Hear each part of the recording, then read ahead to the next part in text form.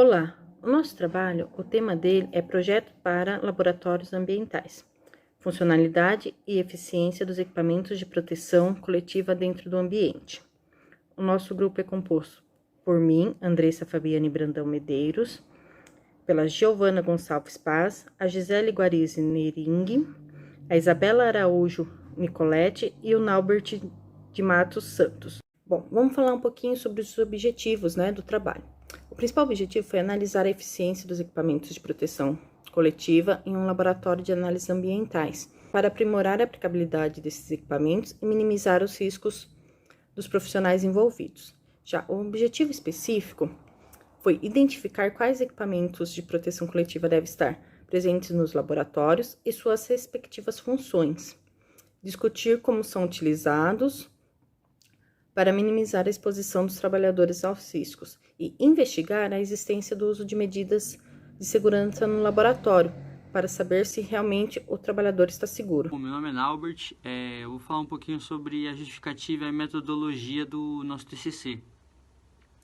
Começando pela justificativa, que deve ser a importância que os laboratórios ambientais têm na identificação e caracterização de agentes agressivos no ambiente e na proteção dos trabalhadores em todo o período de manuseio das amostras a serem analisadas.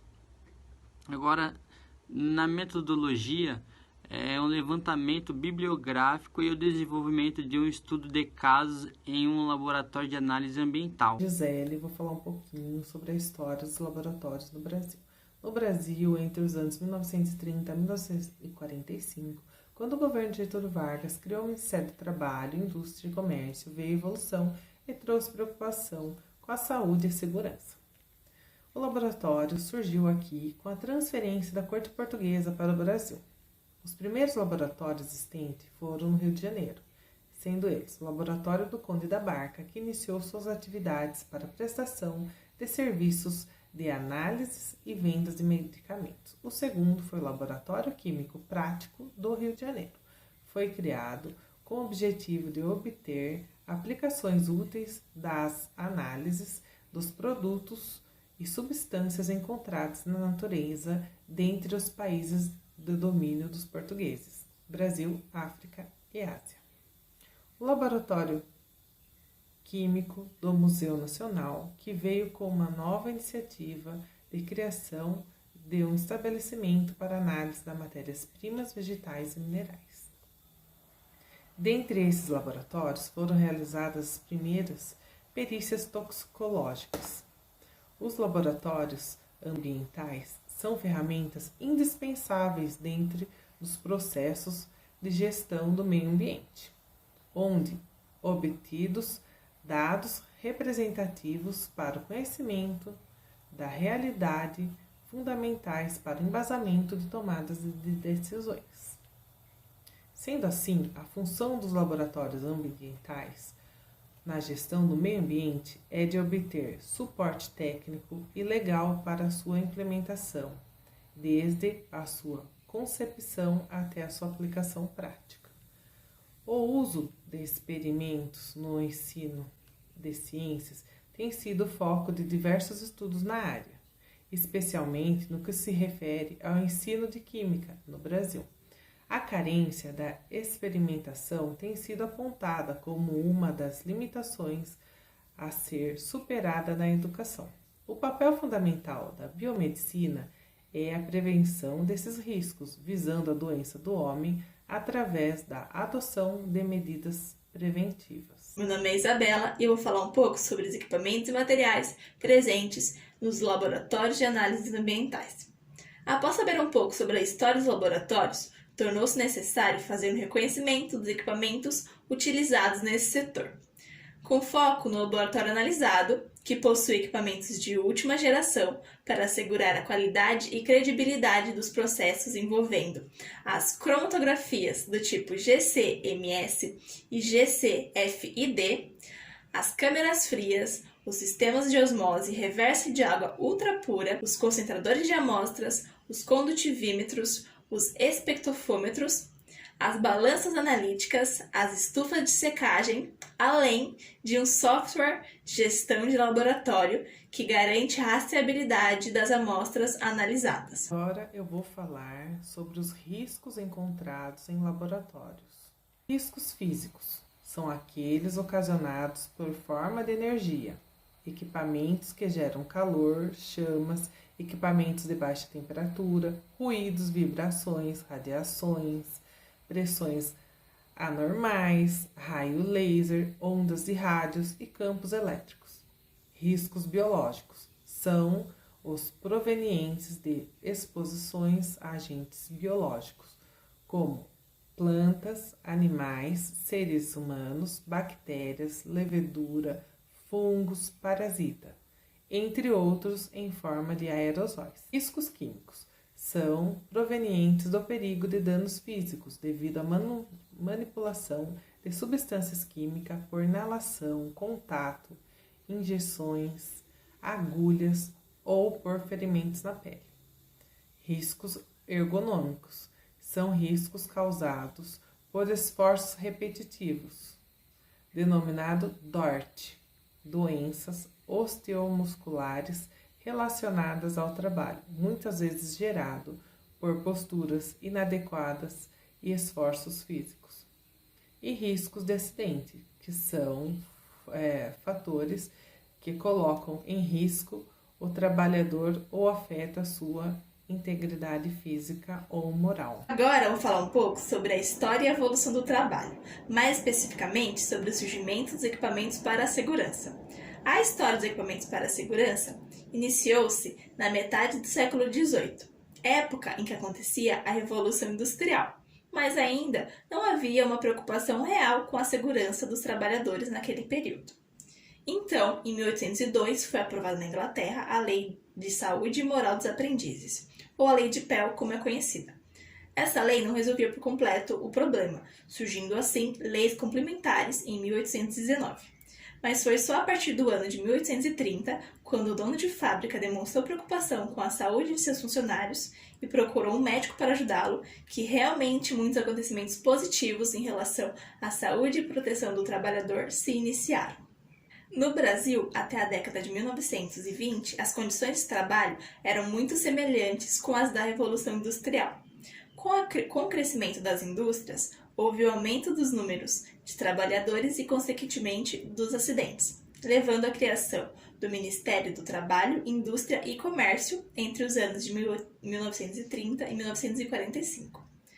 Em 1968, a preocupação com a saúde do trabalhador começou a evoluir. Surgiram assim departamentos, associações e a Fundacentro.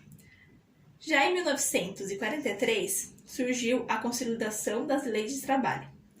Em 1978, foi publicada a Portaria 3.214, que aprovou e expandiu as normas regulamentadoras. Outro aspecto importante da história é a Organização Internacional do Trabalho, criada em 1919 e responsável por formular e aplicar as normas internacionais do trabalho. O Brasil é um dos membros fundadores. A metodologia do nosso trabalho foi um estudo de caso realizado no Laboratório de Análises Ambientais, que fica localizado em Rio Claro, São Paulo.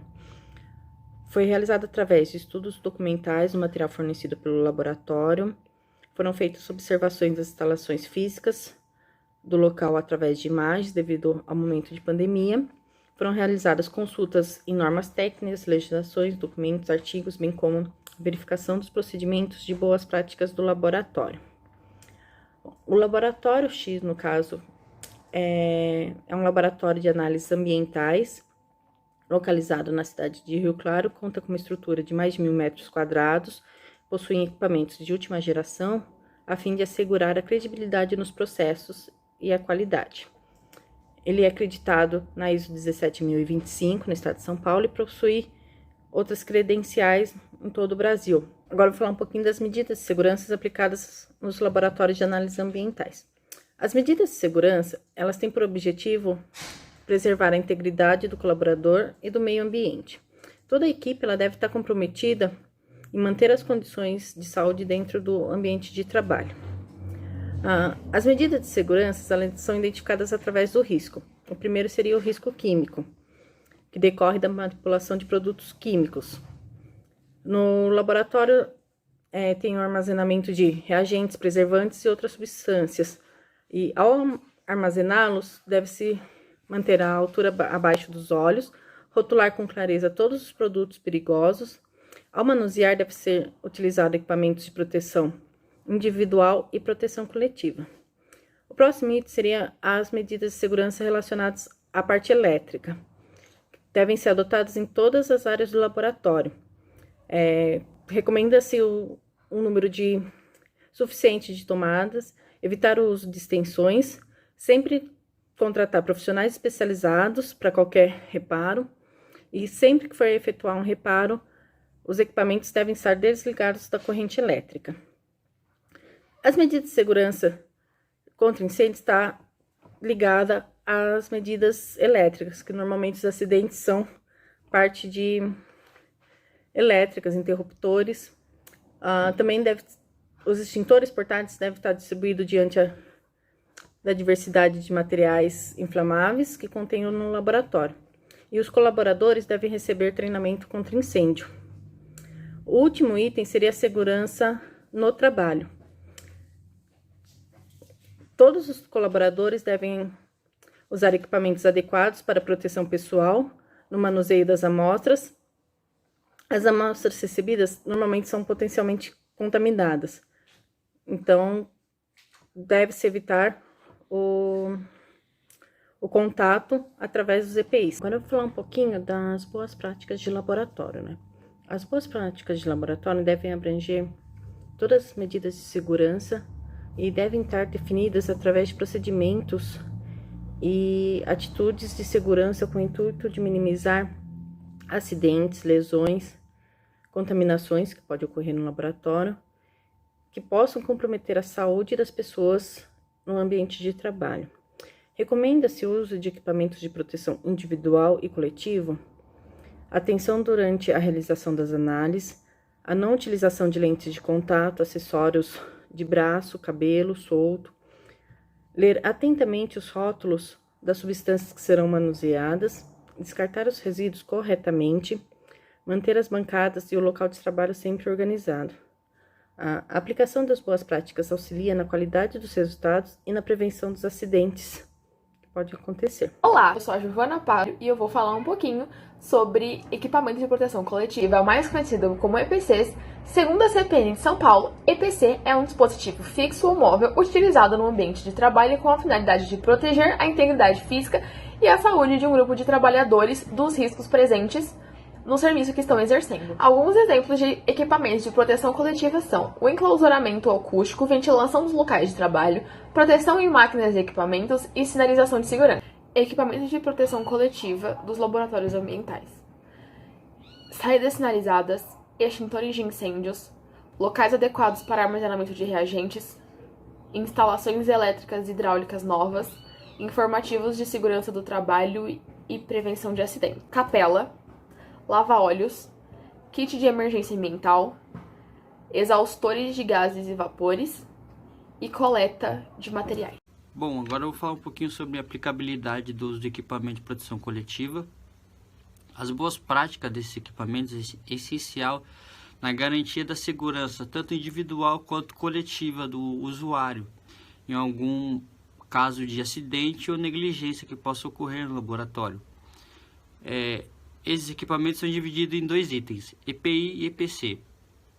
Equipamento de proteção individual e equipamento de proteção coletiva. Um exemplo de EPI seria o jaleco, que protege a pele e a roupa do usuário contra contaminação por sangue, fluidos corpóreos, derramamento de matérias infectadas, entre outros. No caso do EPC, seria sinalizações, extintores, exaustores para gases e vapores, coletores de ruídos. EPI e EPC são essenciais para a realização da biossegurança no laboratório. Agora vamos falar um pouquinho sobre as obrigações do laboratório quanto ao uso dos EPCs. Conforme a NR4, é responsabilidade da Engenharia de Segurança e Medicina do Trabalho aplicar seu conhecimento E de acordo com a NR9, durante o processo de identificação dos riscos, é necessário que seja descrita todas as medidas de controle já existentes. Segundo o item 9.35.2, a utilização do EPC e de outras medidas de segurança coletiva devem ser prioritária pelas empresas. Essas normas determinam o requisito básico para a proteção da vida e das dependências dos laboratórios. Eficácia no uso de equipamentos de proteção coletiva nos laboratórios. Os equipamentos de proteção ao colaborador estão presentes em inúmeras empresas em diversos segmentos. A ausência desses equipamentos pode trazer risco à saúde e à segurança dos seus colaboradores. Seu objetivo é proteger a saúde e manter a segurança de todos os colaboradores em todas as áreas do laboratório. São equipamentos de contenção que possibilitam a proteção do colaborador e das demais pessoas em uma determinada área. São utilizados, portanto, para diminuir a exposição dos colaboradores aos riscos, em caso de acidente, diminuir as consequências. Em relação às sugestões de melhoria para o laboratório, tem-se o seguinte pensamento. Comparando as medidas de controle e meios de segurança adequados para um laboratório e os dados de segurança fornecidos pelo laboratório X, percebe-se que são poucos os ajustes e possíveis sugestões de melhoria. Portanto, sugere-se ao laboratório X a permanência e aperfeiçoamento das medidas atuais, com auxílio de programas de controle, a criação e cumprimento de cronogramas para melhor organizar as verificações necessárias, como as devidas manutenções dos EPCs, e o estabelecimento de ações e normas adequadas ao manusear os produtos e a utilizar os equipamentos de proteção em geral. Agora apresento as considerações finais do trabalho.